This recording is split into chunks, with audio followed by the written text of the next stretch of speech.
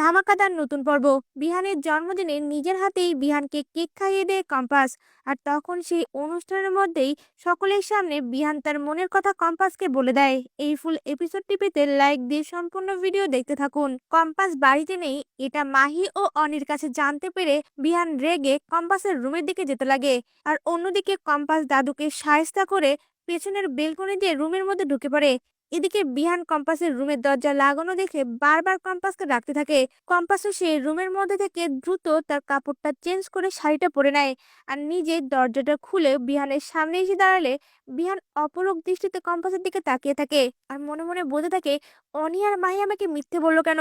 Compass তো তার নিজের রুমের মধ্যে আছে। তাহলে কি কম্পাসের থেকে আমাকে দূরে সরানোর জন্য মিথ্যে কথা বলছিল? বিহান এই কথাগুলো ভাবার সময় কম্পাস বলে ওঠে, কি হলো বিহান স্যার, আপনি আমার রুমের সামনে কেন?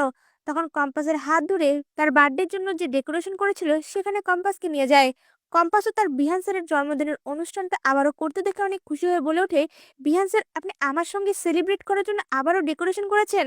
বিহান কম্পাসের এতটা খুশি দেখে অনেক খুশি হয়ে যায়। এরপর দেখা যায় বিহান এক পাশে তার মা এবং আরেক পাশে কম্পাসকে নিয়ে তার বার্থডে কেকটা কাটে। এরপর বিহান সেই কেকটা তুলে নিয়ে কনফিউজ হয়ে যায় কাকে খাওয়াবে।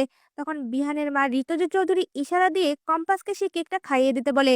কম্পাসও কেকটা খাওয়া মাত্রই সঙ্গে সঙ্গে নিজেও সেই কেকটা বিহানকে খাইয়ে দেয়। এই সব কিছু মাহি এবং অনি দেখে সঙ্গে সঙ্গে মোনালিসাকে সবটা জানায়। আর সবটা জানার পরে মোনালিসা রেগে ঘরের সকল কিছু ভাঙতে থাকে আর চিৎকার করে বলতে থাকে, কম্পাস আমি তোকে ছাড়বো না, তোকে আমি এই পৃথিবী থেকে সরিয়ে ফেলবো। এমনটাই দেখতে চলেছেন কম্পাস ধারাবাহিকে।